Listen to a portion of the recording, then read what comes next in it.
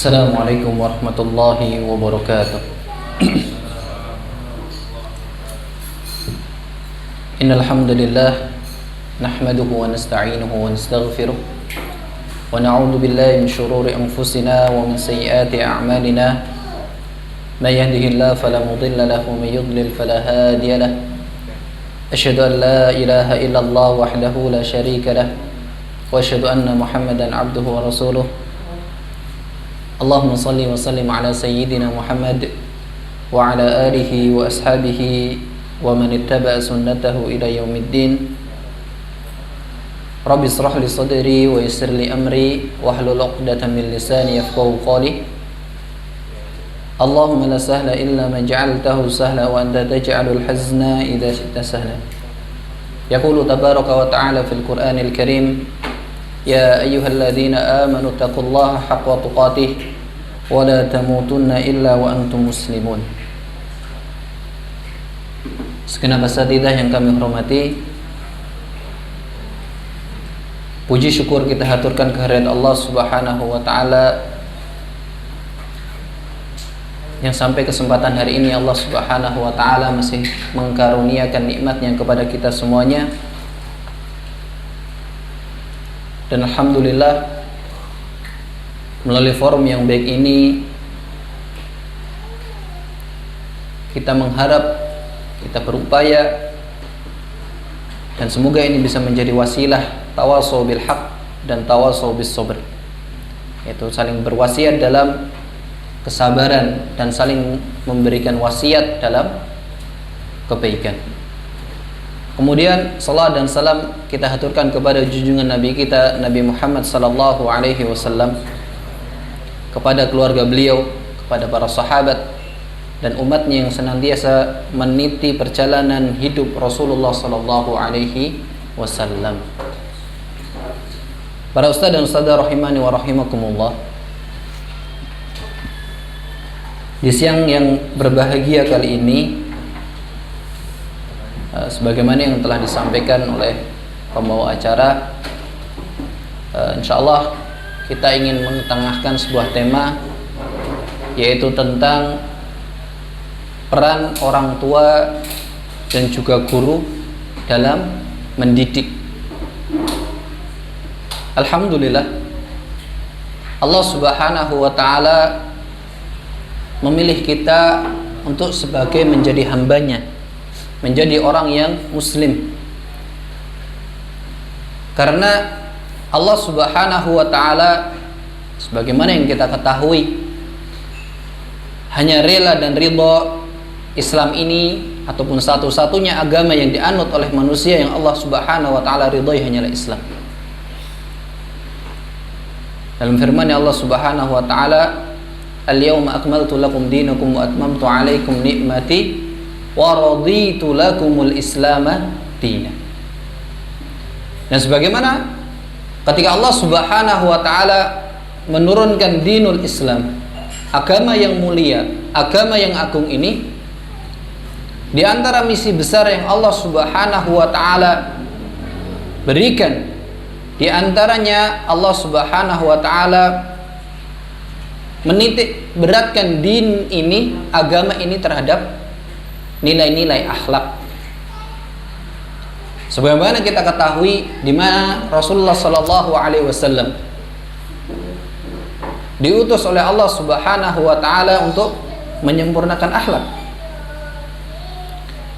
Karena sebagaimana kita ketahui juga, kehidupan masyarakat di saat itu yang mereka mengalami kebobrokan moral, maka oleh Allah Subhanahu wa taala poin ataupun di antara yang ingin Allah Subhanahu wa taala perbaiki saat itu dengan diutusnya para rasul, terutama nabi kita Nabi Muhammad sallallahu alaihi wasallam, adalah Allah ingin memperbaiki akhlak moral masyarakat di saat itu.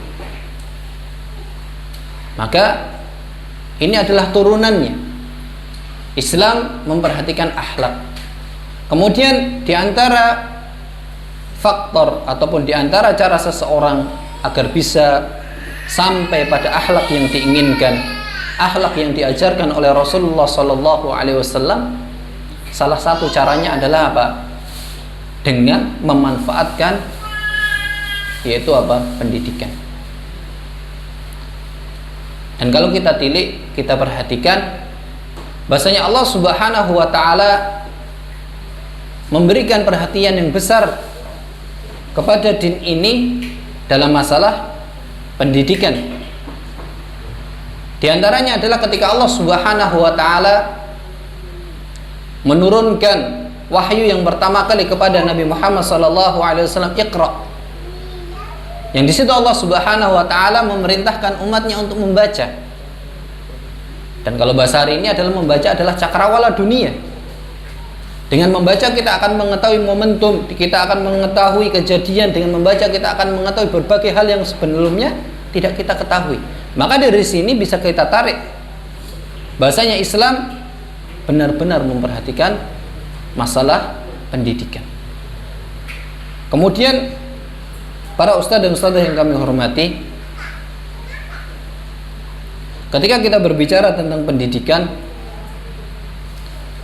maka pertama kali yang ingin kita kenalkan di sini adalah sedikit saja pengertian pendidikan, karena semuanya sudah mengambil ataupun semuanya telah mempelajari. Ada sebuah takrif ataupun pengertian pendidikan yang saya rasa bagus. Di sini dikatakan adalah yang dinamakan pendidikan adalah merupakan usaha sadar dan terencana yang dilakukan untuk membentuk apa? Pribadi anak yang berkarakter. Ini pertama. Jadi proses pendidikan itu adalah bagaimana kita bisa membentuk anak-anak yang memiliki apa? Karakter yang jelas. Kita ingin membentuk anak seperti apa? Kemudian setelah itu adalah apa? Pendidikan, maksud selain kita membentuk karakter anak adalah apa? Bagaimana juga bisa menjunjung nilai Islam dalam kehidupan. Kalau kita bisa mewujudkan dua hal tersebut, maka bisa kita bilang proses pendidikan kita sesuai dengan apa yang diinginkan oleh Allah Subhanahu wa taala dan Rasulnya.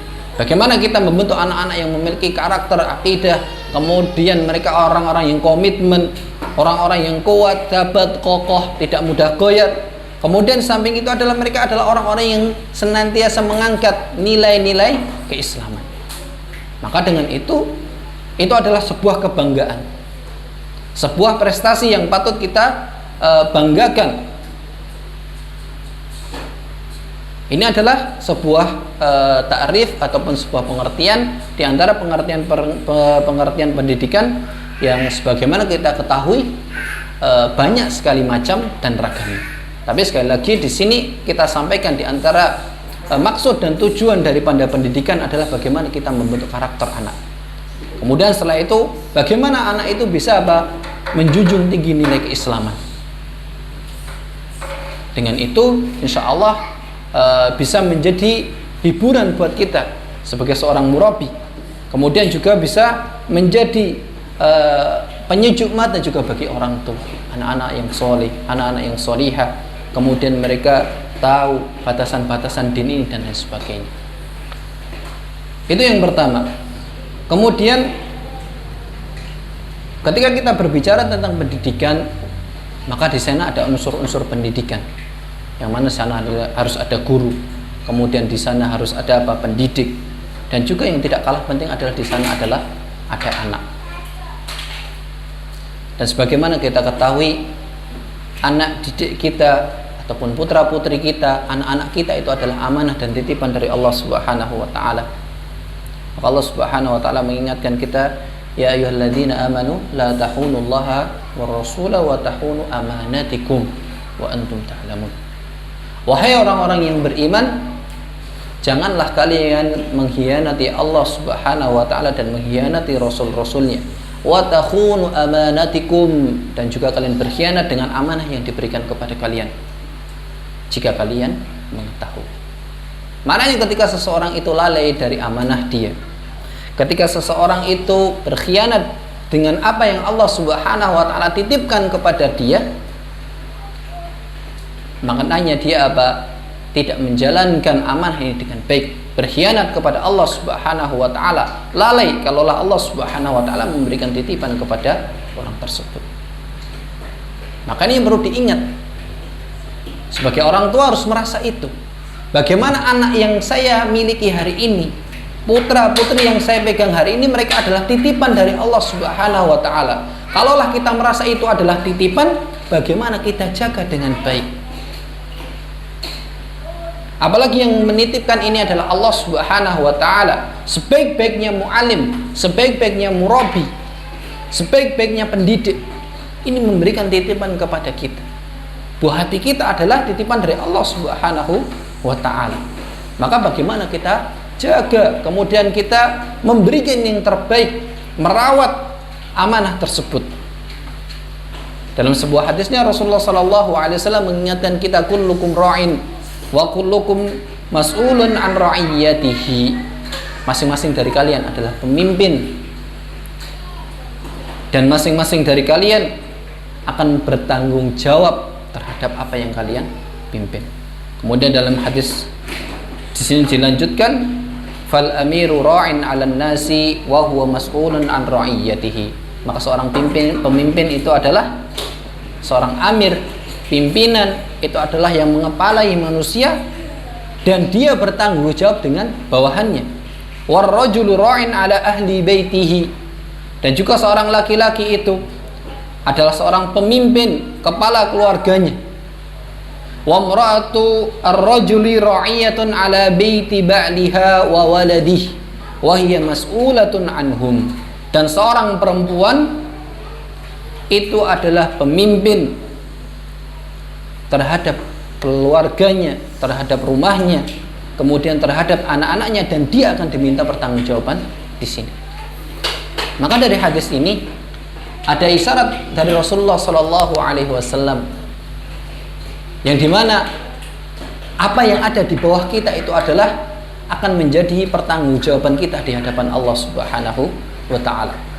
Kalaulah seorang suami dia bersama istri dan itu adalah berada di bawahnya tanggung jawab dia, maka dia harus mempertanggungjawabkan di hadapan Allah Subhanahu wa ta'ala. Ketika Allah Subhanahu wa ta'ala memberikan anak keturunan, maka si bapak ini harus mempertanggungjawabkan istrinya dan anak-anaknya di hadapan Allah Subhanahu wa ta'ala. Maka ini tidaklah urusan yang ringan, tidaklah urusan yang mudah. Belum tentu kita bisa mempertanggungjawabkan diri kita sendiri di hadapan Allah Subhanahu wa ta'ala. Ditambah lagi kita harus mempertanggungjawabkan siapa? Orang-orang yang berada di bawah kita. Semakin tinggi kedudukan orang itu, semakin banyak orang yang berada di bawahnya, maknanya semakin banyak yang harus dia pertanggungjawabkan di hadapan Allah Subhanahu wa ta'ala. Maka di sini seorang pemimpin, seorang amir, bagaimana dia senantiasa introspeksi. Sebagai orang tua senantiasa muhasabah. Kira-kira saya sudah memberikan yang terbaik belum? Sehingga ketika saya nanti berdiri di hadapan Allah Subhanahu wa ta'ala, benar-benar saya mampu mempertanggungjawabkan itu semuanya. Kemudian Allah Subhanahu wa ta'ala juga memerintahkan kita di dalam ayat yang lain, ya ayyuhalladzina amanu qu anfusakum wa ahlikum nara wa quduhan nas wal hijar. Wahai orang-orang yang beriman, jagalah diri kalian dan keluarga kalian dari api neraka, yang mana bara apinya adalah manusia dan bebatuan. Allah Subhanahu wa ta'ala telah memberikan peringatan secara gamblang dan jelas. Jaga diri kalian, jaga keluarga kalian, jangan sampai terjerembab ke dalam api neraka. Di sini para mufassirin, di antaranya adalah Imam Qurtubi rahimahullah ta'ala mengatakan, yang dimaksud dengan qu anfusakum wa ahlikum adalah dengan memerintahkan kepada ketaatan kepada Allah Subhanahu wa ta'ala dan menjauhkan mereka dari perbuatan maksiat. Bagaimana kita perintahkan keluarga kita untuk senantiasa taat kepada Allah Subhanahu wa ta'ala. Kemudian kita sampaikan juga, kita melarang mereka juga, kita bentengi mereka agar tidak berada dalam perbuatan kemaksiatan kepada Allah Subhanahu wa ta'ala. Kemudian Ali radhiyallahu ta'ala anhu berkata, allimuhum wa addibuhum. Berkaitan tentang anak, Ali bin Abi Thalib radhiyallahu taala anhu mengatakan, "Allimuhum wa addibuhum." Ajarkanlah kepada anak-anak kalian dan tanamkanlah adab kepada mereka.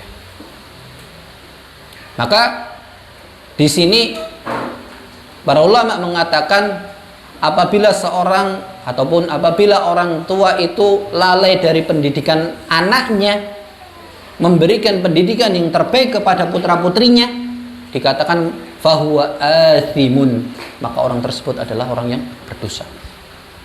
Jadi orang tua yang lalai dari pendidikan anak-anaknya adalah orang tua yang menanggung dosa di hadapan Allah Subhanahu wa taala. Kemudian waqala Al-Hasan, dan Hasan radhiyallahu taala anhu mengatakan, muruhum bi taatillahi wa 'allimuhumul khair. Perintahkan kepada anak-anak kalian kepada kebaikan, kepada ketaatan kepada Allah Subhanahu wa taala, wa 'allimuhumul khair, dan ajarkan kepada mereka kebaikan. Jadi perintahkan kepada hal-hal yang ma'ruf, ketaatan kepada Allah Subhanahu wa taala, dan juga ajarkan mereka perkara-perkara yang ma'ruf. Maka kita dapati dalam pembahasan kita Rasulul Muallim, poin pertama kali yang diajarkan Rasulullah SAW kepada para sahabat adalah perkara apa? Perkara iman. Nah, perkara iman, bagaimana Rasulullah SAW melandasi para sahabat dengan iman sehingga mereka memiliki real dalam kehidupan ini. Para satidah yang dirahmati Allah Subhanahu wa taala, di samping anak itu adalah amanah dari Allah, titipan dari Allah Subhanahu wa taala, putra-putri kita merupakan investasi. Anak kita merupakan apa? Tabungan kita nanti di akhirat. Maka terutama adalah ketika anak itu adalah anak-anak yang soleh. Dalam sebuah hadis dikatakan, hadis yang ma'ruf, di antara sedekah jariyah yang tidak terputus pahalanya adalah apa? Wa waladun shalihun yad'u lah, yaitu anak soleh yang senantiasa mendoakan kedua orang tuanya. Dan ini harapan semua orang. Bagaimana memiliki anak-anak yang soleh dan solihah, bagaimana memiliki putra-putri yang soleh dan solihah, yang mereka kenal Allah Subhanahu wa taala, tahu hukum Allah Subhanahu wa taala, batasan larangan-larangan Allah Subhanahu wa taala. Di antara hal yang mampu menghantarkan seseorang itu agar bisa memiliki putra-putri yang saleh, dan banyak sekali faktornya kalau kita perhatikan dalam kitab tarbiyah, dalam kitab-kitab pendidikan, bahkan ketika seseorang ingin meminang pasangannya pun di situ adalah menentukan nanti anak itu akan menjadi anak soleh dan soleh atau tidak, soleh ataupun soleh atau tidak, bagaimana pasangan dia nanti. Kemudian ketika dia ingin berkumpul dengan keluarganya, dia berdoa atau tidak, itu juga merupakan nanti faktor yang menentukan ataupun salah satu faktor yang akan menjadikan anak itu soleh ataupun tidak. Kemudian ketika orang tuanya memberikan rezeki, memberikan makanan halal atau tidak, itu juga akan mempengaruhi.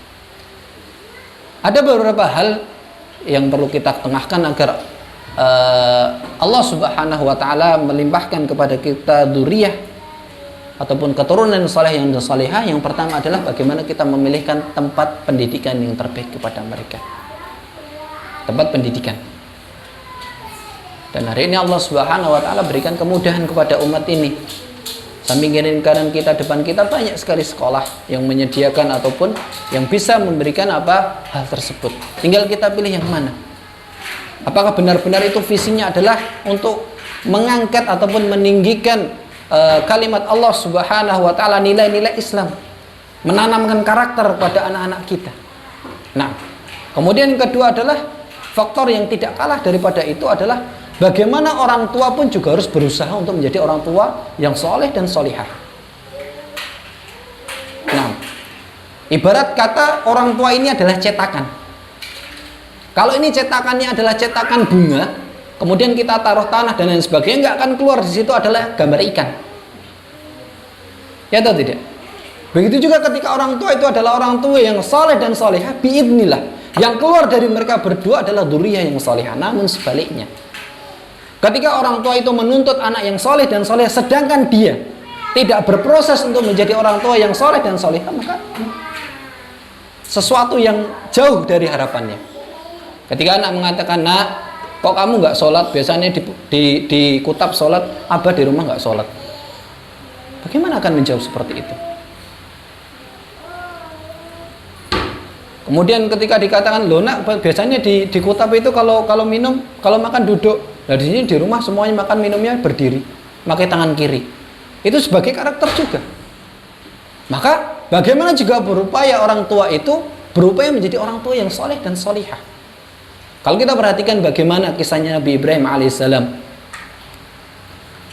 ketika Allah Subhanahu wa taala memberikan ujian yang berat untuk menyembelih putranya Ismail.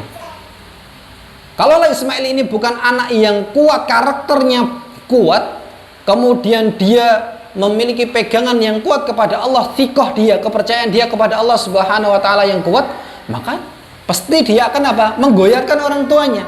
Akan dikatakan kepada orang tuanya, "Jangan. Masa kamu tega nyembelih saya, Bapak?" Tetapi karena anaknya ini tahu, dididik orang tuanya kepada Allah Subhanahu wa taala, ditanamkan nilai-nilai keislaman, Masya Allah. Ketika diuji dengan ujian seperti itu, putra mengatakan, "Laksanakan. Ini adalah perintah Allah Subhanahu wa taala dan engkau akan menemuiku dalam keadaan bersabar." Dan tidak mungkin Ismail itu bisa sekokoh itu, setegar itu, kalaupun bapaknya yaitu Nabi Ibrahim alaihissalam tidaklah lebih kokoh dari anaknya. Maka ini adalah sebuah pelajaran, sebuah introspeksi. Bagaimana kita memohon kepada Allah Subhanahu wa taala, meminta kepada Allah Subhanahu wa taala. Di saat Allah Subhanahu wa taala memberikan kita amanah putra, putri, kemudian setelah itu kita memiliki harapan dan keinginan menjadikan mereka anak-anak yang soleh dan solihah, bagaimana kita juga berupaya menjadi anak yang soleh dan solihah. Ada kisah Imam Ahmad radhiyallahu taala anhu ketika beliau masih kecil. Ketika itu beliau tinggal di Baghdad bersama ibunya. Menjadi kebiasaan ibunya adalah membangunkan Imam Ahmad ketika itu ataupun di saat itu sebelum subuh. Kemudian lalu oleh ibunya dimasakkan air untuk digunakan wudhu. Karena biasanya ketika masuk musim dingin luar biasa dinginnya. Maka dimasakkan air agar digunakan wudhu. Lalu mereka sholat berdua. Imam Ahmad kecil dengan ibunya. Dan perlu diketahui saat itu umur Imam Ahmad dikatakan adalah 10 tahun. Kemudian setelah selesai sholat mereka duduk hingga menunggu waktu subuh. Ketika selesai sholat subuh, ibunya ini menghantarkan ataupun menemani Imam Ahmad kecil ke masjid. Dituntun, diajak ke masjid. Karena ketika itu dikatakan bahwasanya kondisi di saat itu masih banyak hewan buas dan lain sebagainya. Maka ibunya ini menemani Imam Ahmad sampai selesai, tetapi ibunya menunggu di luar. Selesai kemudian pulang. Lalu ketika Imam Ahmad radhiyallahu taala anhu menginjak usia dewasa, lalu oleh ibunya dia disekolahkan, dipilihkan sekolah yang terbaik, yaitu disuruh untuk thalabul ilmi. Maka para ulama mengatakan bahasanya ibunya Imam Ahmad radhiyallahu taala anhu ini mendapatkan pahala sebagaimana pahala Imam Ahmad radhiyallahu taala anhu. Bayangkan kalau orang tua seperti itu. Bagaimana ketika kita memiliki anak-anak yang soleh dan soleh yang bermanfaat untuk din ini, kemudian pahalanya juga dapat, kita juga merasakan pahala tersebut. Maka tidak heran ada sebuah hadis dikatakan ketika Allah Subhanahu wa taala meninggikan derajat seseorang, kemudian ditinggikan derajat dan dimasukkan surga oleh Allah Subhanahu wa taala, orang tersebut terheran-heran. Karena dia merasa ketika di dunia sebenarnya dia tidak layak. Dan ketika dia di dunia biasa saja amalannya.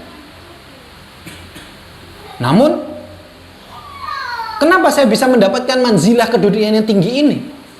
Maka lalu orang ini bertanya, kemudian dijawab, itu dikarenakan istighfar waladika.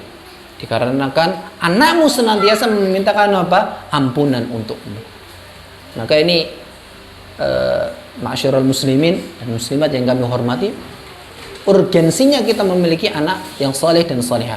Kalaulah selepas itu selebihnya Allah memberikan yang lain, menjadi anak yang ahli di bidang ini dan itu dan lain sebagainya, itu adalah tambahan bonus dari Allah Subhanahu wa taala. Tetapi bagaimana kita memprioritaskan Bagaimana kita bisa menjadikan putra-putri kita ini adalah anak-anak yang saleh dan salihah?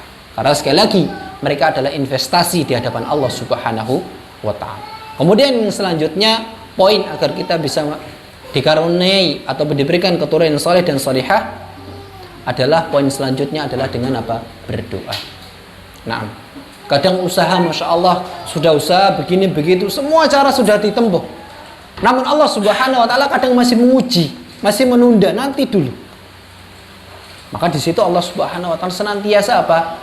Menyuruh kita agar lebih istiqamah, agar Allah Subhanahu wa taala meminta kita bagaimana agar lebih memperbanyak apa? Interaksi kita dengan Allah Subhanahu wa taala. Yang perlu diperhatikan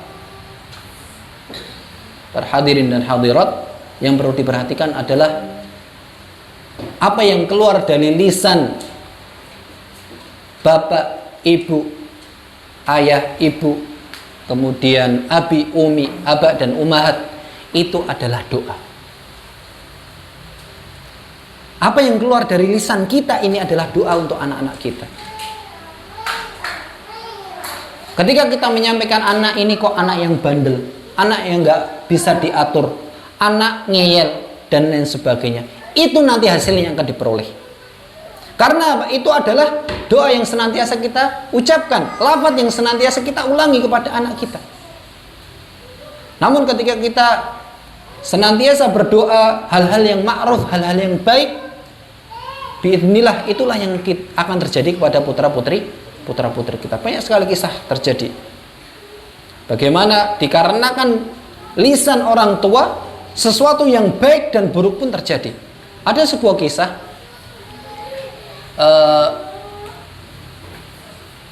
suatu ketika ada seorang anak laki-laki yang kebetulan dia kerjanya adalah mengembala kambing. Suatu ketika dia pamit kepada bapaknya, "Bapak, saya ingin safar, saya ingin pergi." Kata bapaknya, "Jangan." Kata bapaknya apa? "Jangan pergi. Udah kamu di rumah saja, di sini saja." Terus anak ini bujuk bapaknya, tapi bapaknya kokoh, "Enggak, kamu enggak boleh pergi." Akhirnya apa? Anak ini ngeyel, pergi. Setelah dia pergi, lalu bapaknya tahu, setelah itu anaknya pergi, dia berdoa kepada Allah Subhanahu wa taala. Apa yang terjadi setelah itu? Allah Subhanahu wa taala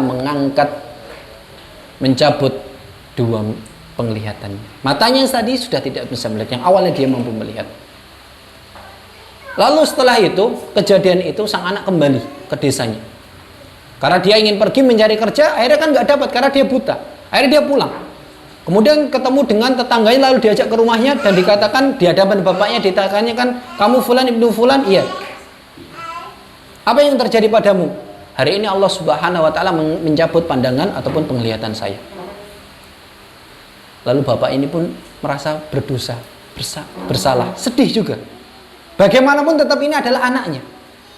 Lalu akhirnya suatu ketika juga setelah itu bapaknya sholat lalu berdoa kepada Allah Subhanahu wa taala, dan akhirnya dengan izin Allah Subhanahu wa taala kembali lagi lah penglihatan si anak tersebut. Ada juga kisah yang lain. Ada seorang anak, dia memiliki sedikit masalah dengan ibunya. Cuma gara-gara ikol, ataupun kalau orang Arab itu pakai apa yang bulat itu di atas kepalanya itu. Biasanya pakai sorban, kemudian yang itu. Cuma gara-gara itu, masalah sepele. Lalu ibunya, intinya ada perdebatan dia dengan ibunya. Lalu sang anak ini akhirnya pergi, tidak mendengarkan ibunya, dan ibunya berdoa kepada Allah Subhanahu wa taala, spontan mengatakan kepada Allah Subhanahu wa taala, "La raddallahu alaik." Semoga Allah Subhanahu wa taala sudah tidak mengembalikan kamu. Tidak lama setelah itu kejadian, akhirnya anaknya tabrakan dan meninggal. Dan masih banyak lagi kejadian yang lain. Di sini kita ketengahkan tema ini agar menjadi perhatian kita semuanya. Bagaimana memang kita cara mendidik ataupun mentarbiyah lisan-lisan kita. Karena apa yang keluar dari lisan kita, sekali lagi itu adalah doa dari lisan kita sendiri, ataupun untayan yang kita keluarkan dari lisan kita ini adalah doa. Karena kita tidak tahu, kadang kita mungkin berdoa pas ketika itu adalah waktu yang mustajabah. Kita mengucapkan perkataan dan kita tidak memaksudkan doa, tetapi apa mungkin pas dengan waktu mustajabah. Di antaranya adalah ba'dal asar, salat Jumat itu adalah waktu yang mustajabah, atau ketika turun hujan, ataupun di tempat dalam kondisi-kondisi yang lain. Maka sekali lagi yang perlu menjadi perhatian kita masyarakat muslimin adalah bagaimana memang kita cara menjaga lisan. Kita bagaimana dituntut sabar oleh Allah Subhanahu wa taala, terutama dalam mendidik. Masya Allah, memang tidak mudah. Ketika anak kita membuat kesalahan, kemudian kita mengatakan kepada anak kita, Masya Allah, anak soleh, anak solehah, dan lain sebagainya, tidak mudah. Tetapi kalaulah kita sudah terbiasa, biidznillah itu akan menjadi rutinitas kita. Tinggal kita bagaimana memanage lisan kita. Mana yang kita biasakan, yang ma'ruf, yang baik, ataupun yang tidak. Para ustaz dan ustazah rahimani wa rahimakumullah, itulah tadi berkenaan tentang anak. Sekali lagi, anak adalah titipan dari Allah Subhanahu wa taala, dan anak adalah investasi orang tua di akhirat kelak. Maka bagaimana kita, kalau urusan dunia saja kita bagaimana bisa berinvest sebanyak mungkin demi masa depan. Ini adalah masa depan yang abadi. Bagaimana kita jadikan anak-anak kita ini benar-benar investasi di akhirat, sehingga kita kembali kepada Allah Subhanahu wa taala dengan membawa apa? Membawa kebaikan-kebaikan di hadapan Allah Subhanahu wa taala. Para ustaz dan ustazah rahimani wa rahimakumullah, dalam pendidikan, ketika kita kembali pada tema pendidikan, maka sekali lagi ketika kita sampaikan di sana ada beberapa unsur. Di sana ada anak, kemudian ada pengajar, ataupun ada mu'alim dan murabi, ataupun ustadz dan lain sebagainya. Maka yang disebut dengan pendidik menurut Abu Dinnata, yaitu dalam kitabnya Ilmu Pendidikan Islam, dia mengatakan adalah yang disebut dengan pendidik ataupun yang disebut dengan guru ataupun pengajar adalah orang dewasa yang bertanggung jawab memberikan pertolongan kepada peserta didiknya dalam perkembangan jasmani dan rohani. Bukan hanya jasmani saja, tetapi juga ruhiyahnya juga dibangun. Tujuannya apa? Agar mencapai tingkat kedewasaan, kemudian mampu berdiri sendiri dan memenuhi tingkat kedewasaannya. Yang mana setelah itu adalah apa? Mampu mandiri dalam memenuhi tugasnya sebagai hamba dan khalifatullah di muka bumi. Ini adalah seorang pendidik. Maka kalau kita lihat definisi yang seperti ini tidaklah ringan, berat. Bagaimana kita menyiapkan anak-anak yang memang mereka nanti ke depannya mampu mengemban tugas Allah Subhanahu wa taala ini. Tidaklah ringan. Bukan hanya sekedar kita mentransfer pengetahuan saja kepada mereka ataupun rutinitas, yang penting materi ini sudah saya sampaikan, tidak. Tetapi lebih daripada itu, bagaimana kita bisa menjadikan mereka adalah orang-orang yang apa? Mampu melakukan tugas ataupun mampu mandiri menjalankan tugasnya Allah Subhanahu wa taala sebagai apa? Khalifatullah fil ardh, yaitu khalifahnya Allah Subhanahu wa taala di muka bumi. Kemudian istilah pendidik itu ada berbagai macam. Di sana ada muallim, kemudian ada muadib, kemudian ada murabbi, ada ustadz dan guru. Apa perbedaannya? Ketika kita katakan seseorang itu adalah muallim, maka di sini posisi pendidik itu dia sebagai pengajar dan penyampai ilmu. Itu disebut muallim. Kemudian seseorang dikatakan muadib apabila seorang pendidik itu membina moralitas dan akhlak dengan apa? Dengan uswah hasanah. Itu seseorang dikatakan apa? Muadib. Kemudian seseorang itu dikatakan murabbi apabila apa? Dia menekankan pada pengembangan aspek jasmaniyah dan aspek ruhiyah. Kemudian peran sekolah ataupun peran pendidik, karena tadi dikatakan adalah bagaimana peran guru dan juga peran orang tua dalam pendidikan atau dalam mendidik. Kemudian kalau kita katakan, makanya peran pendidik atau peran guru yang pertama adalah sebagai pengajar ataupun instruksional. Yang mana sebagaimana telah antum ketahui, pertama adalah merencanakan, kemudian setelah itu apa? Melaksanakan, yang terakhir adalah evaluasi. Kemudian seorang guru ataupun pendidik juga sebagai apa? Edukator, yaitu sebagai yang mengarahkan kepada kedewasaan. Kemudian yang selanjutnya adalah bagaimana membentuk insan kamil yang sempurna. Kemudian seorang pendidik yang ketiga adalah sebagai manajerial, sebagai seorang pemimpin. Maka di sini seorang pendidik dituntut harus bisa apa? Harus bisa mengendalikan dirinya sendiri, Kemudian setelah itu dia mengendalikan peserta didik dan juga masyarakat yang terdekat dengan dia. Nah, kemudian para ustadz dan ustadzah yang kami hormati,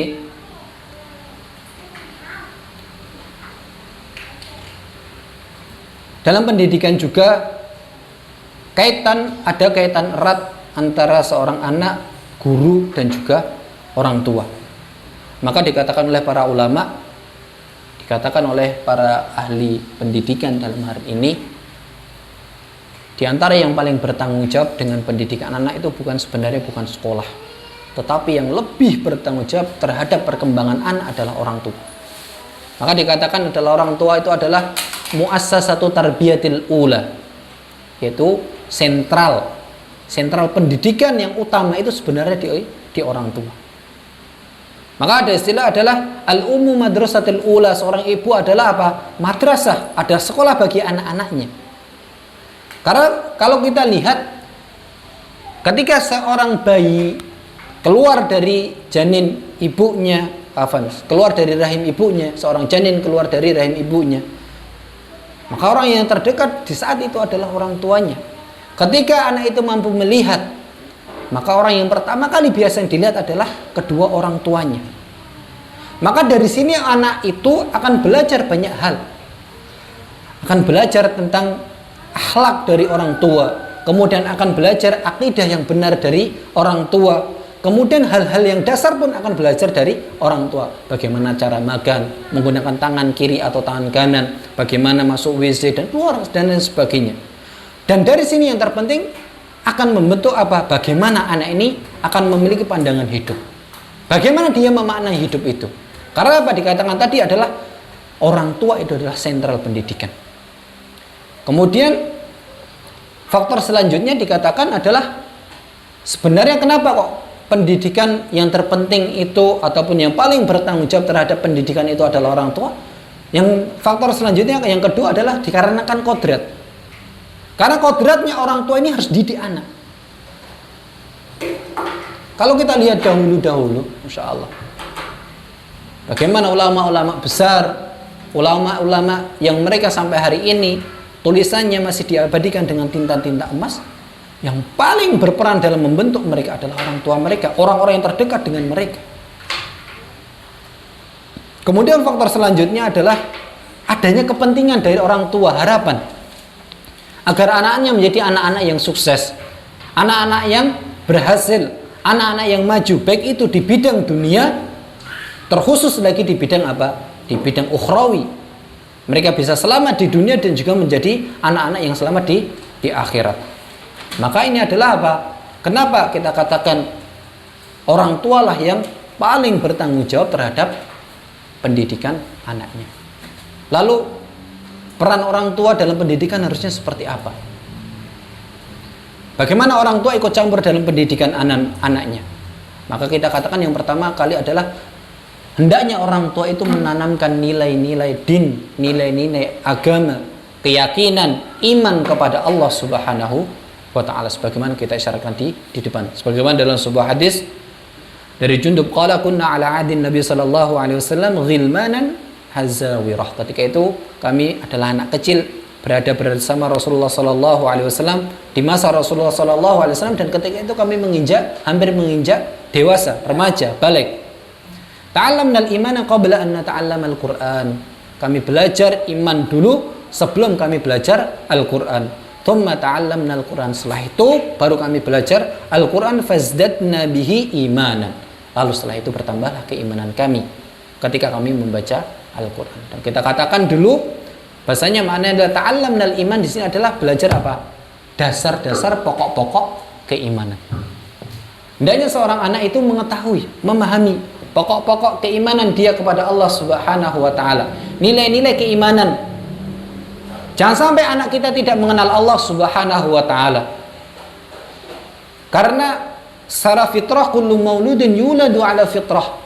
Dan di fitrah di sini menurut para ulama di antaranya adalah seluruh anak itu Allah Subhanahu wa ta'ala lahirkan dalam keadaan baik. Maka dikatakan fa abawahu yuhawidanihi au yunassiranihi au yumajjisanihi. Maka setelah itu adalah orang tuanya. yang nanti akan menjadi apa? Akan menjadikan anaknya ini menjadi anak yang Nasoro, ataupun anaknya yang menjadi orang Yahudi, ataupun orang-orang Majusi. Disinilah apa? Campur tangan orang tua. Maka kalaulah dari awal seorang ataupun orang tua itu menanamkan nilai-nilai din kepada anaknya, maka ini akan menjadi pijakan dia ketika dia mengarungi kehidupan ini. Kemudian juga bagaimana juga menanamkan tauhid kepada Allah Subhanahu wa taala, agar dia menjadi hamba-hamba Allah Subhanahu wa taala yang wahid, yang mengesahkan Allah Subhanahu wa taala, dikenalkan dengan Allah Subhanahu wa taala. Ada seseorang yang bertanya, bagaimana kita menanamkan iman kepada anak kita? Sedangkan anak saya baru umur 4 tahun atau 3 tahun. Bagaimana saya mengajarkan iman kepada mereka? Dikatakan, ajaklah mereka sholat. Sholatlah di hadapan anak kamu. Bacalah Al-Quran di depan anak kamu. Di situ akan apa? Anakmu akan belajar iman, dikatakan oleh seorang ulama. Kemudian setelah itu adalah diantara cara kita menanamkan nilai-nilai din ini adalah kita mengajarkan kaitannya tentang arkanul Islam, perkara sholat. Maka Rasulullah SAW memberikan perintah kepada orang tua, muru auladakum, perintahkanlah kepada anak-anak kalian untuk sholat, wahum abna'us sab, yaitu ketika mereka usia 7 tahun. Dan ketika mereka usia 10 tahun, kata Rasulullah, pukul kalau mereka nggak mau sholat, dipukul kalau nggak mau sholat. Tetapi dikatakan oleh para ulama di sini, ad-darb ghairu mubarrih, gimana pukulan yang tidak apa meninggalkan bekas, pukulan yang tidak menyakiti. Nah, karena kadang orang tua sudah kalut melihat anaknya diajak sholat tidak mau, akhirnya dia emosi, kemudian dipukul dengan sekeras-kerasnya. Nah, kemudian setelah itu adalah di samping kita peran orang tua, yang pertama adalah kita katakan adalah bagaimana bisa menanamkan nilai-nilai agama kepada anaknya. Kemudian yang kedua adalah menanamkan nilai akhlak, menanamkan nilai budaya kepada anaknya. Maka di sini Allah Subhanahu wa taala melalui lisannya Rasulullah sallallahu alaihi wasallam memerintahkan agar apa? Agar memberikan nama yang baik untuk anaknya. Kemudian setelah itu adalah apa? Memberikan makanan yang halal kepada mereka. Jauhi makanan-makanan yang apa? Yang haram. Karena itu juga akan membentuk karakter anak. Anak yang senantiasa mengkonsumsi makanan yang haram dari rezekinya orang tua juga akan, makanya nanti juga diperhatikan. Bisa kita pilih, kita bisa telusuri. Mungkin ada kaitannya itu. Ketika kita mendidik seorang anak, kemudian anak tersebut mungkin sulit kita ajari, sulit kita didik dan lain sebagainya, mungkin kita perlu perhatikan juga.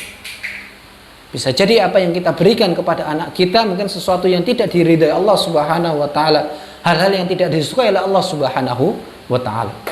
Kemudian di antara cara kita menanamkan nilai akhlak, dikatakan para ulama, adalah bagaimana kita juga melatih mereka untuk sopan santun dari kecil.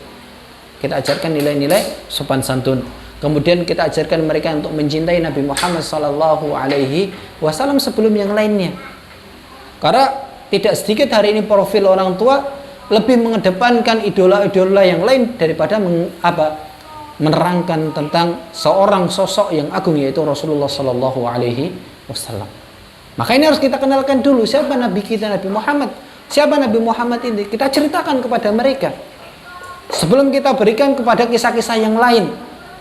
Walaupun itu juga penting, tetapi pertama kali yang harus kita tanamkan adalah bagaimana anak-anak kita itu cinta kepada Rasulullah SAW. Kemudian selanjutnya adalah di antara cara dan poin untuk menanamkan akhlak kepada anak kita adalah menanamkan kecintaan kepada Al-Quran. Para ustadz dan ustadzah rahimani wa rahimakumullah, yang ketiga di antara peran orang tua yang bisa ikut andil dalam proses mendidik anaknya adalah memberikan uswah hasanah, memberikan sauri toladan yang baik. Nah, karena tipikal anak itu adalah tipikal peniru. Tipikal anak itu adalah tipikal peniru. Maka ketika orang tua berbuat ini, kurang lebih nanti dikopi oleh anaknya. Kalau kita bisa memberikan sesuatu yang baik, sesuatu yang mulia, kita contohkan hal-hal yang ma'ruf kepada mereka, maka anak juga akan berproses ke situ. Tetapi kalau sebaliknya, Apa yang kita lakukan di hadapan anak itu adalah sesuatu yang bertentangan dengan norma-norma akhlak yang mulia, maka anak juga akan berkembang ataupun kembang dengan seperti itu. Maka penting bagi orang tua bagaimana untuk bisa menanamkan masalah akhlak, bisa menanamkan memberikan uswah yang hasanah kepada anaknya. Ada sebuah kasus. Ada seorang anak, dia merokok. Ketika ditanya oleh pihak sekolah, kenapa kamu merokok? Karena bapak saya di rumah merokok. Karena bapak saya di rumah merokok. Tidak mungkin bapaknya akan melarang anaknya merokok. Karena apa? Karena sendiri dia merokok. Kalaupun toh dilarang pun sang anak akan bilang bapak pun juga merokok. Akan menjadi sesuatu hal yang kontradiksi. Maka di sini pentingnya uswah yang hasanah, sauri tauladan yang baik. Di samping daripada kita sebagai orang tua banyak memerintahkan kepada anak, lebih baik kita berikan contoh. Ketika sudah datang waktunya sholat, contohnya, daripada terus kita oyak-oyak anak kita untuk sholat, kita kasih contoh. Oh, setelah adzan segera ambil air wudhu, kemudian setelah itu segera ke masjid. Anak juga akan terpola seperti itu. Kita gandeng mereka. Di samping itu daripada harus kita suruh tok, ayo ke masjid, ayo ke masjid, tapi kita masih di rumah. Itu bukan sebuah cerminan yang baik. Dan juga ibadah-ibadah yang lain itu juga perlu anak perlu uswah, perlu contoh. Kemudian peran orang tua di dalam pendidikan selanjutnya adalah hendaknya orang tua bisa memberikan keterampilan dasar. Maka Rasulullah SAW memerintahkan dalam hadisnya, alimu auladakum as-sibahah wa rimayah. Itu adalah keterampilan dasar. Ajarkanlah kepada anak-anak kalian berenang dan berkuda. Dalam hadis lain ditambahkan, ajarkan kepada anak kalian al-kitabah, yaitu tulis menulis. Ini adalah keterampilan dasar yang harus orang tua berikan kepada anaknya. Karena ini juga sekali lagi akan menopang mereka untuk membentuk karakter mereka di masa mendatang. Kemudian di antara poin yang lain, hendaknya orang tua juga bisa memberikan perlindungan kepada putra-putrinya, baik perlindungan dalam masalah akal, kemudian masalah hati, dan juga melindungi fisiknya dari hal-hal yang tidak bermanfaat. Yaitu melindungi akalnya, bagaimana kita suplai dengan pengetahuan, ilmu pengetahuan secukupnya apa yang mereka butuhkan. Bagaimana melindungi hati anak-anak kita dari berbagai penyakit. Kita biasakan anak-anak kita untuk banyak berzikir kepada Allah Subhanahu wa taala. Kemudian melindungi juga tubuhnya ataupun fisiknya adalah dengan kita suplai dengan makanan yang sehat, makanan yang halal, makanan yang thayyib, rezeki yang halal dan lain sebagainya. Itu akan menopang pertumbuh kembangnya anak kita. Kemudian di antara hal yang lain yang bisa dilakukan orang tua dalam menjalankan perannya di dalam pendidikan ataupun mendidik anak adalah ikut campur dalam mengontrol jam belajar anak, kemudian memantau kemampuan akademik anaknya. Ditanya, belajarnya udah sampai mana? Kemudian tadi belajar apa? Coba dites. Itu juga sebagai bentuk kepedulian. Kemudian juga kita perhatikan kepribadian anak kita, terutama ketika sudah merubah ataupun beranjak balik. Sudah ada perubahan tubuh, perubahan kondisi fisik, maka di sini orang tua juga harus cermat. Kemudian harus diajarkan kepada mereka hal-hal ataupun berkaitan tentang bulughh, tentang perkara balik, apa yang boleh, apa yang tidak difahamkan. Kenapa seseorang itu balik itu harus menjalankan perintah Allah? Kenapa kalau tidak, bagaimana kalau tidak menjalankan dan lain sebagainya. Lalu di antara hal yang lain peran orang tua adalah bagaimana orang tua juga bisa bisa membantu anaknya untuk mengenali potensi yang ada pada dirinya. Kadang anak bingung, saya ini kira-kira potensi saya apa? Maka di sini orang tua harus hadir. Orang tua harus memberikan space waktunya untuk anaknya. 6. Kalau tidak, anaknya akan mencari orang lain yang kira-kira bisa mendengar. Di sini juga pentingnya orang tua juga bisa menjadi harus menjadi teman curhat. Karena kadang anak memiliki masalah di sekolah, mungkin sesuatu itu sepele bagi kita, tapi menurut anak ini hal-hal yang penting. Maka bagaimana orang tua juga harus meluangkan waktunya. Masalah meluangkan waktu, ada sebuah kisah. Ada seorang bapak, Masya Allah, dia sibuk sampai saking sibuknya dia tidak pernah bertatap muka dengan anaknya, ataupun bertemu dengan anaknya cuma dalam jangka waktu yang sebentar saja. Hingga suatu ketika anaknya mengatakan, wahai bapak, Saya kangen, saya ingin main seperti dulu lagi. Kata bapaknya, tidak bisa nak. Ini waktu main dengan kamu 1 jam ini bisa mengumpulkan uang sekian. Ketika itu kisahnya ini berada di Saudi. Ini bisa mengumpulkan 100 rial. 100 rial. Akhirnya anak ini tumbuh atau berkembang tanpa dampingan orang tua, tanpa pendampingan bapaknya. Karena apa? Alasan sibuk tadi itu. Setelah itu, Masya Allah, si anak ini ternyata anak yang cerdas.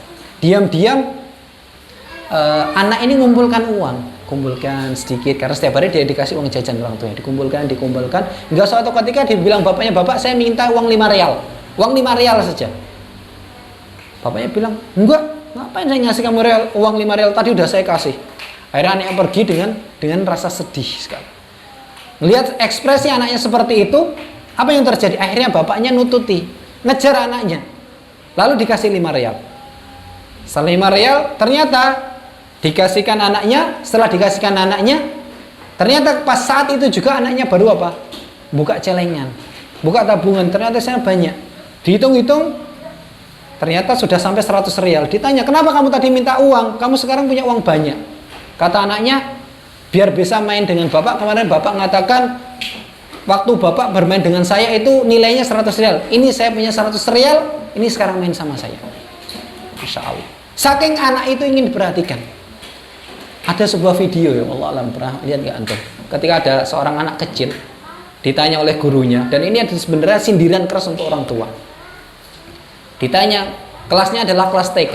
Ditanya oleh gurunya, wahai anak, kamu cita-citamu pengen jadi apa? Ini pengen jadi pilot, ini pengen dokter, ini jadi guru dan lain sebagainya. Si anak ini nyeletuk, kamu pengen jadi apa? Saya ingin jadi handphone. Bayangkan, ingin jadi apa? Ingin jadi handphone. Loh, kenapa jadi handphone? Karena ketika saya pulang di rumah, orang tua saya sibuk semuanya dengan HP-nya. Saya belum makan pun mereka nggak tahu. Saya belum mandi pun nggak diurus. Saya nggak pernah diajak main. Ketika saya punya tugas, saya perhatikan, kasihkan mereka nggak peduli. Bahkan tidur pun saya tidak bersama mereka. Karena saking asiknya dengan handphonenya. Maka saya ingin jadi handphone. Sebenarnya ini adalah teguran keras bagi orang tua. Sebagai tadkirah untuk saya pribadi dan juga untuk para orang tua sekalian. Bagaimana ini? Masya Allah. Melalaikan kita dari amanah kita. Hak anak kita kadang diambil gara-gara bahan ataupun benda ini. Maka bagaimana kita bisa hadir di hadapan anak? Kalaulah kita ingin anak kita menjadi anak-anak yang unggul di masa depan, anak-anak yang berkualitas, anak-anak yang punya nilai, ataupun anak-anak yang menjadi orang-orang yang sukses dengan izin Allah Subhanahu wa Ta'ala, maka pendidikan itu harus melibatkan orang tua. Maka di antara urgensi sinergi antara sekolah, pendidik dengan orang tua adalah bahasanya seorang anak itu tidak akan mungkin tumbuh seimbang, tidak akan maksimal pada potensinya kecuali dengan apa? Hadirnya orang tua dalam mendidik. Maka nggak ada lagi alasan saya sibuk, nggak ada alasan lagi saya nggak sempat, nggak ada alasan lagi itu udah urusannya sekolah. Kalau Anda menginginkan putra putri yang mereka memiliki keseimbangan, tumbuh seimbang, maksimal dalam segala hal, maka dampingilah mereka, dampingilah putra putri kita. Ada sebuah riset yang diadakan oleh Harvard Family Research Object mengatakan keterlibatan orang tua memiliki kaitan erat dengan prestasi anak. Dia mengatakan risetnya adalah di Harvard. Dikatakan adalah keterlibatan orang tua memiliki kaitan erat dengan prestasi anak. Maka kita perhatikan kadang ketika orang tua itu sudah tidak dekat dengan anaknya, biasanya anaknya jadi trouble. Karena merasa tidak diperhatikan. Maka sekali lagi ketika kita menginginkan anak kita adalah anak-anak yang unggul di masa depan, maka kita hari ini juga harus berkorban. Kita harus apa? Menyempatkan waktu kita. Memang bukan hanya menyempatkan, kita luangkan, kita berikan waktu kita untuk mendampingi anak kita. Karena itu adalah prioritas. Jangan dibalik. Anak kita adalah prioritas kita. Karena sekali lagi kita katakan, tanggung jawab utama dalam mendidik itu sebenarnya adalah dibebankan kepada orang tua, bukan kepada orang lain. Maka di sini adalah pentingnya bagaimana orang tua itu bisa sinergi dengan pendidikan, sinergi dengan sekolah, sinergi dengan pendidik, mu'alim, mudaris, agar apa? Bisa membentuk anak-anak yang unggul, anak-anak yang prestasi, baik di dalam urusan dunia ataupun urusan akhirat.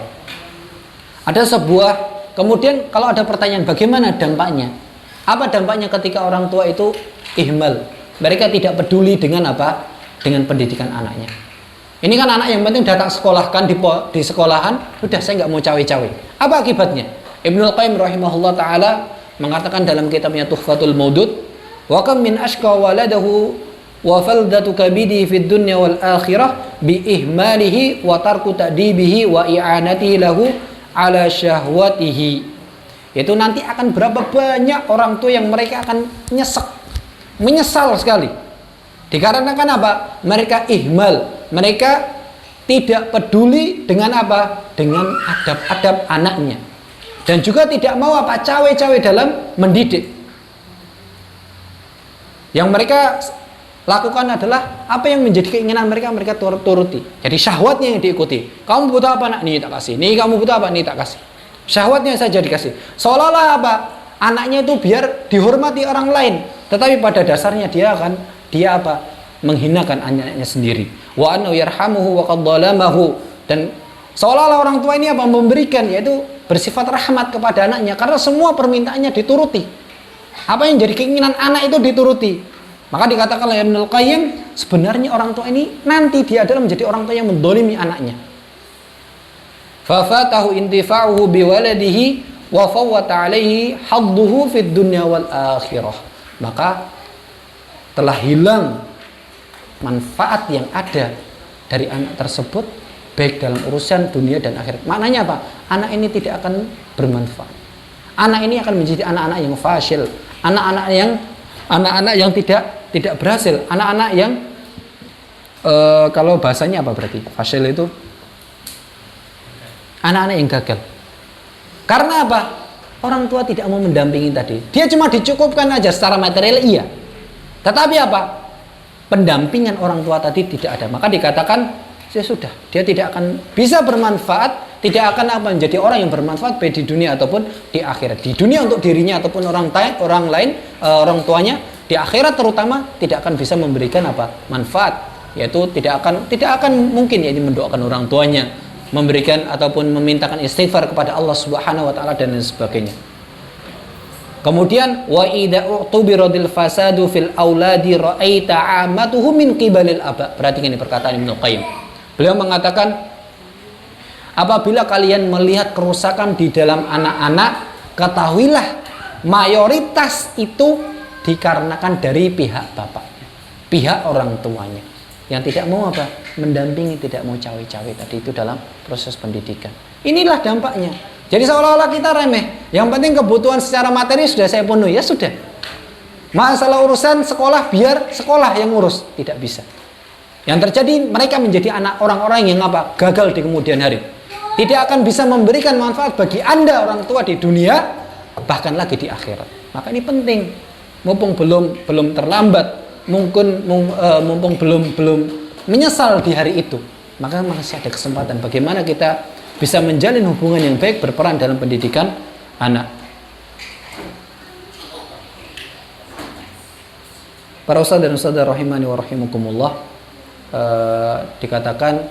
tadi kita katakan pentingnya bagaimana orang tua itu bisa hadir, bisa berperan dalam pendidikan anak. Tapi kadang ada beberapa faktor yang menjadikan anak itu ataupun orang tua tidak bisa berperan. Saya singkat, yang pertama adalah banyak orang tua itu tidak menyadari peran mereka.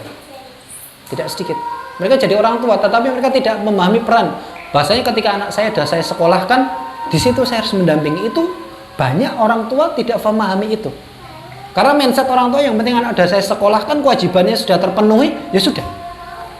Maka ini menjadi problem dan ini harus sesuatu yang harus kita ingatkan kepada orang tua khususnya. Kemudian yang kedua adalah karena kesibukan. Dikarenakan kesibukan bekerja dan lain sebagainya, akhirnya orang tua itu apa? Lalai dari mendampingi anaknya. Kemudian faktor yang ketiga adalah jalur komunikasi yang mungkin dirasa membingungkan. Maka di sini sekolah ataupun tempat belajar ataupun seorang guru harus memberikan jalur komunikasi yang termudah. Bagaimana bisa melayani orang tua dengan baik ketika konsultasi dan lain sebagainya. Bagaimana ditata jalurnya sehingga ketika orang tua komplain ataupun ketika orang tua ingin konsultasi menanyakan perkembangan anaknya bisa direspon dengan baik dan bisa direspon dengan cepat. Maka bagaimana dibuat jalur komunikasi yang mudah, kemudian tertata, terstruktur, sehingga ketika ada komunikasi dari wali ataupun dari guru ataupun dari sekolah, semuanya benar-benar sampai sesuai dengan harapan yang diinginkan. Kemudian yang terakhir ingin saya ketengahkan adalah solusi agar ikatan guru, kemudian ikatan sekolah dan ikatan orang tua baik. Di antara tipsnya yang pertama adalah hendaknya orang tua itu membangun komunikasi dengan pendidik, dengan guru. Kemudian yang kedua adalah manakala di sana ada forum yang diadakan oleh sekolah, semaksimal mungkin orang tua untuk hadir. Kalaupun dirasa cuma parenting, cuma apa, itu adalah bentuk komitmen orang tua. Ketika orang tua hadir, itu adalah bagaimana itu adalah cara orang tua menjalin komunikasi. Tetapi ketika orang tua sudah menganggap itu nggak penting, berarti memang ada di sana unsur ataupun di sana mungkin titik mungkin orang tua merasa ini nggak penting, jadi saya nggak usah hadir dan lain sebagainya. Kemudian solusi juga adalah bagaimana juga orang tua bisa membangun hubungan yang baik dengan putranya, sebagaimana kita sampaikan pada poin di atas. Terakhir, Ali bin Abi Thalib radhiyallahu taala anhu mengingatkan kita, rahimallahu ra'an a'ana waladahu ala birrihi.